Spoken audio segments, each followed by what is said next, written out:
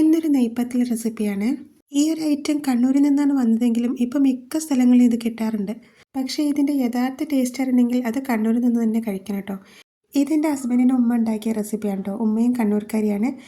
ഞാനിപ്പോൾ വീഡിയോയിൽ കാണിക്കുന്ന പോലെ നിങ്ങളും ചെയ്തെടുക്കുകയാണെങ്കിൽ നല്ല സോഫ്റ്റായിട്ട് നല്ല സൂപ്പർ ടേസ്റ്റ് ആയിട്ടുള്ള നെയ്പ്പത്തിൽ നിങ്ങൾക്ക് ഉണ്ടാക്കാൻ പറ്റും കേട്ടോ. ഇത് ഉണ്ടാക്കാനായിട്ട് നമുക്ക് ആദ്യം ഒരു അരപ്പ് ഉണ്ടാക്കണം. ഞാനിപ്പോൾ ഇവിടെ ഒരു തേങ്ങ എടുത്തിട്ടുണ്ടോ. തേങ്ങ എത്രയും എടുക്കണോ അത്രയും സോഫ്റ്റ് ആയിരിക്കും നമ്മുടെ നെയ്പ്പത്തിൽ. അപ്പോൾ അതിലേക്ക് കുറച്ച് ചെറിയ ഉള്ളിയും 2 ടീസ്പൂൺ പെരിഞ്ജീരകവും ഇട്ടിട്ട് നന്നായിട്ടൊന്ന് അടിച്ചെടുക്കുക. ഇനി വേറൊരു പാത്രത്തിലേക്ക് 2 കപ്പ് പത്തിരിപ്പൊടി, അതായത് ഒറോട്ടിപ്പൊടി എന്ന് പറഞ്ഞിട്ട് നമുക്ക് കടയിൽ നിന്നൊക്കെ വാങ്ങിക്കാൻ കിട്ടും, അതാണ് ഞാൻ എടുത്തിട്ടുള്ളത്. അതിലേക്കൊരു 1/4 കപ്പ് അജ്മീൻ്റെ പുട്ടുപൊടി ഒന്ന് കുതിർത്ത് വെച്ചതും കൂടി ചേർത്തിട്ടുണ്ട്. ഇനി നമ്മൾ അരച്ച് വെച്ചിരിക്കുന്ന തേങ്ങയുടെ കൂട്ടും കൂടി ഇട്ട് ആവശ്യത്തിന് ഉപ്പും ചേർത്ത് നന്നായിട്ടൊന്ന് കുഴച്ചെടുക്കുക. ഇനി ഇതിൽ നിന്ന് ചെറിയ ഉരുളകളാക്കി പത്തിരി പോലെ പരത്തിയിട്ട് നല്ല ചൂടായിട്ടുള്ള എണ്ണയിൽ നിന്ന് നമുക്കൊന്ന് പൊരിച്ചെടുക്കാം. ഇപ്പോൾ ഇതാ കണ്ടില്ലേ, നല്ല പെർഫെക്റ്റ് ആയിട്ടുള്ള നെയ്പ്പത്തിൽ റെഡി ആയിട്ടോ. ഒട്ടും ഓയിൽ കുടിക്കില്ല കേട്ടോ. നമ്മൾ ഒഴിച്ച ഓയിൽ അതേപോലെ തന്നെ ഉണ്ടാവും കേട്ടോ. ഇതിൻ്റെ കൂടെ കഴിക്കാൻ നല്ല അടിപൊളി വരട്ടിയ ബീഫും കൂടി ഉണ്ടെങ്കിൽ സംഭവം സൂപ്പറാണ് കേട്ടോ.